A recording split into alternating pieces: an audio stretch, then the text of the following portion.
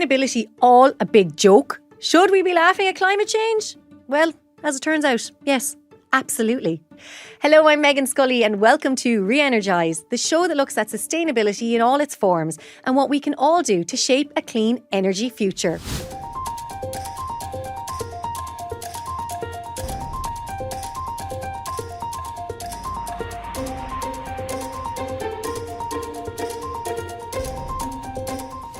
Now, of course, sustainability is an incredibly serious topic. Climate change is the biggest catastrophe ever to face humanity.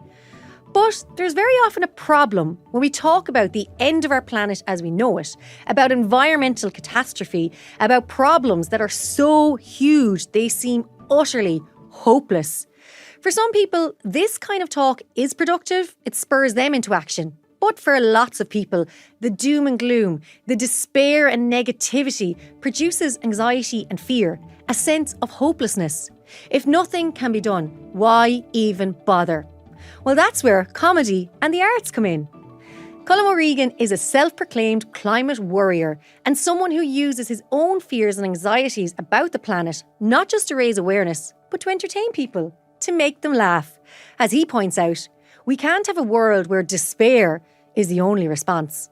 Of all the emotions, anger or defensiveness or gloom, but pure despair, we don't have the luxury of that, because despair means you do nothing at all.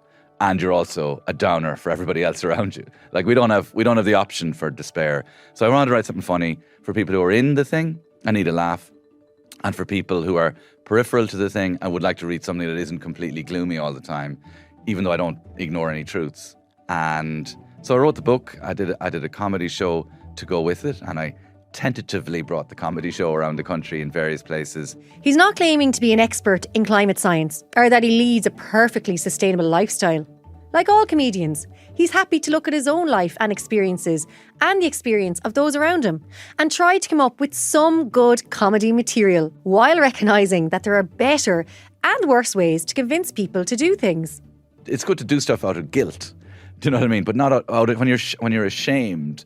The difference between guilt and shame, I think, is the difference between being guilty and going, I suppose I better do something, and, F you for telling me I'm a bad person. Do you know what? I'm going to burn extra diesel now. You've made me feel bad.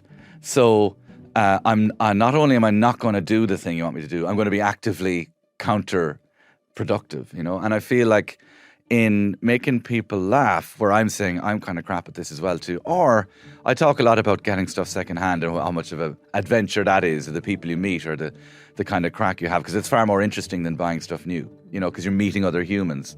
In a very similar vein, Jessamyn Fairfield and Katy Schutte created the brilliantly titled We Built This City on Rock and Coal. I leave the thing into them.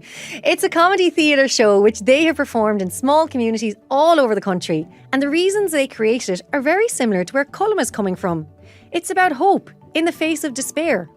So we wanted to make a show that was about the climate crisis. But whenever we talk about the climate crisis, it's obviously so depressing that it makes you slightly incapacitated because it's so overwhelming. So one of the first things was just wanting to make it comedy, but not mean that took away from the importance of it. So there's this idea of hope punk, which is like, even if something is really overwhelming, depressing, there's still a tiny aspect of hope that is about community and joining together with other people. So the idea of having a title that was quite silly and funny and reflects a very joyful song seemed to sum up the vibe of our show. Comedy, as they point out, it can change your perspective. Comedy is all about coming at things from weird or different perspectives. It can make you think deeply about something, like climate change, even if you weren't expecting to.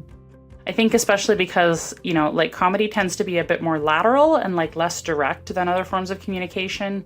It's something that we share as societies. And even if you think about what you're doing when you listen to someone in a comedic context, right? You're kind of waiting for the punchline, you're waiting for the joke. You're basically waiting to have your perspective changed on something. And that's actually really valuable when it comes to things like climate communication, because there's a lot of research showing that if you just shout bad facts at people, they don't like it. Weird.